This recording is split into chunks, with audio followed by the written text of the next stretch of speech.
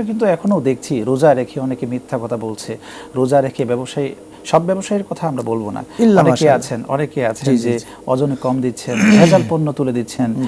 এটি আসলে কি বলবেন? সরাসরি আল্লাহ রাসূল আরেকটি হাদিসের মধ্যে বলছেন, আল্লাহ রাসূল যে ব্যক্তি মাল্লাম ইয়াদা কাওলা যুর ওয়ালা আমালা বিহি, যে মিথ্যা সাক্ষ্য, মিথ্যা লেনদেন, বেচাকেনা এবং তার উপর আমল করা ছেড়ে দিতে পারে না, ফালাইসা লিল্লাহি হাজাতুন ফি আইয়াদা তাআমাহু ওয়া শারাবাহু। একজন দর্শক যুক্ত হয়েছে। জি জি জি, জাযাকাল্লাহু খাইর। আসসালামু আলাইকুম প্রিয় দর্শক, কে কোথা থেকে যুক্ত হয়েছেন নাম বলে প্রশ্ন করুন। হ্যালো, আসসালামু আলাইকুম। ওয়া আলাইকুম আসসালাম, আপনাকে শুনছি, প্রশ্ন করুন। হ্যাঁ, আমি সিরাজগঞ্জ থেকে বলছি।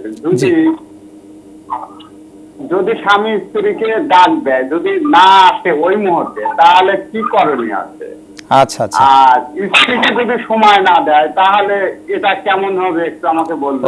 ওকে, খুব চমৎকার একটি প্রশ্ন করেছেন, যুগ উপযোগী একটি প্রশ্ন। বর্তমানে কিন্তু আমরা এই বিষয়টা দেখেছি যে স্বামীদের কথা স্ত্রীরা তেমন একটা শুনছে না।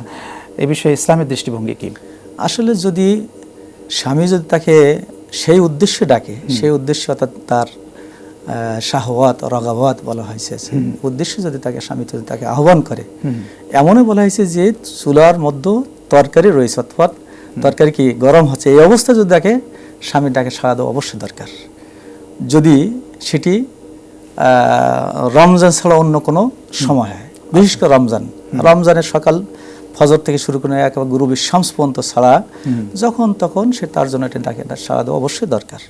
এই কারণে রাসূল করিম সাল্লাল্লাহু আলাইহি হাদিসের মধ্যে বলেছেন যে স্ত্রীকে যদি আমি আদেশ করতাম কাউকে, আল্লাহর পরেও কাউকে সেজদা দেওয়ার অনুমতি দিতাম, প্রথম দিতাম তাকে আমার স্ত্রীকে, সেজন্য স্বামীকে কি করে সেজদা করে। এটা আনুগত্য, মানে গুরুত্ব দিয়ে বোঝানো হয়েছে, গুরুত্ব দিয়ে বোঝানো, আনুগত্যটা দিয়ে বোঝানো হয়েছে কথা যে আমরা উত্তরটা পেয়েছি মোটামুটি আলহামদুলিল্লাহ। একজন দর্শক যুক্ত হয়েছেন। আসসালামু আলাইকুম প্রিয় দর্শক, কে কোথা থেকে যুক্ত হয়েছেন নাম বলে প্রশ্ন করুন। আমি মেহেরপুর থেকে বলছি, মোহাম্মদ নজরুল ইসলাম। জি নজরুল ভাই, প্রশ্ন করুন। কথা হচ্ছে আমার ওয়াইফের 1 লাখ টাকা নগদ আছে আর অল্প কিছু স্বর্ণ, হয়তো 8 ভরি আমার এরকম হবে, যাকাত দেওয়া লাগবে কিনা? 8 ভরি স্বর্ণ আছে আপনি এটা বললেন?